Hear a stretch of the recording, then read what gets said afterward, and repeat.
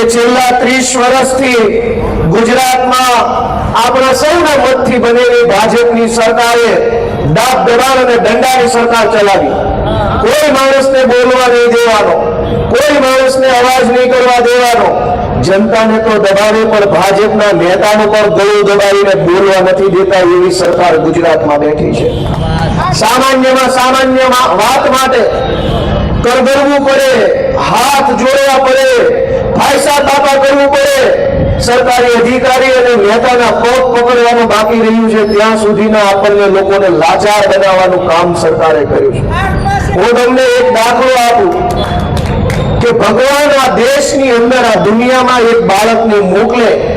આપણા રાજકોટ શહેરમાં કોઈ સંતાનનો જન્મ થાય, એના જન્મની નોંધણી કરાવવામાં 10-10, 20-20 ધક્કા ખાવા પડે, પૈસા આપવા પડે. ભાઈ સાહેબ, બાપા, અમારા રમેશના ઘરે બાબુ આવ્યો, નામ અમે કુમાર રાખ્યું છે, લખો અને બાબલાના જન્મ તારીખનો દાખલો કાઢી આપો. પણ અવળું વિશાળ સરકારી તંત્રમાં એવી સંવેદના નથી રહી, નેતામાં માનવતા નથી રહી કે આવું નહીં જેવા કામ માટે ધક્કા ખવડાવવાના. જન્મના દાખલામાં ધક્કા ખાવાના, મરણના દાખલામાં ધક્કા ખાવાના, આધાર કાર્ડનો સુધારો કરાવો તો એ મારા બાપ હવે કાંઈક કરી દેવા હાથ જોડવા પડે, ઉપરથી પૈસા આપવા પડે.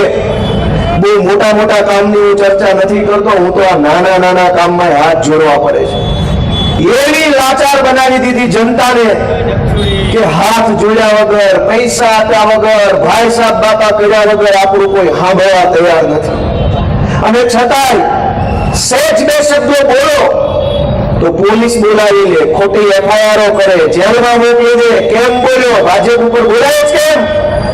આવી રીતે હજારો લોકોને ડરાવીને, ધમકાવીને, બીકમાં રાખીને 30-35 વર્ષથી ભાજપની સરકાર ચાલે છે. અને પછી તો જનતાને કે ધીમે ધીમે એમ લાગવા લાગ્યું કે હવે આને કોઈ નહીં પોગે, આનું ક્યારેય પૂરું નહીં થાય, ક્યારેય નહીં આવે, આની સામે ન પડાય. પણ બધા એવા ન હોય. કોકને એની માએ હવાસર ઊંટ ખાઈને જડેલા માણસો આ ગુજરાતમાં હોય. અમને અમારી માએ હવાસર ઊંટ ખાઈને જડ્યા છે. ભાજપ આવે કે ભાજપનો બાપ આવે, ગોપાલભાઈ ઇટાલિયા દીતા નથી કોઈનાથી. ભાજપને એમ હતું કે દાબ દબાણ, દંડો, પોલીસ, જેલની બીક બતાવીને ગુજરાતને ચૂપ કરી દેશું. એ વાતમાં કોઈ દમ નથી. અમે ગામડાની ધરતીમાં જન્મેલા, ધૂળ ઢેફામાંથી ઉભા થયેલા, હાથે ઉગી નીકળેલા માણસો છીએ. ભાજપની સરકારમાં એ દમ નથી કે અમારો અવાજ દબાવી શકે, અમારું ગળું દબાવી શકે. 2 દિવસ, 5 દિવસ, 15 દિવસ જેલ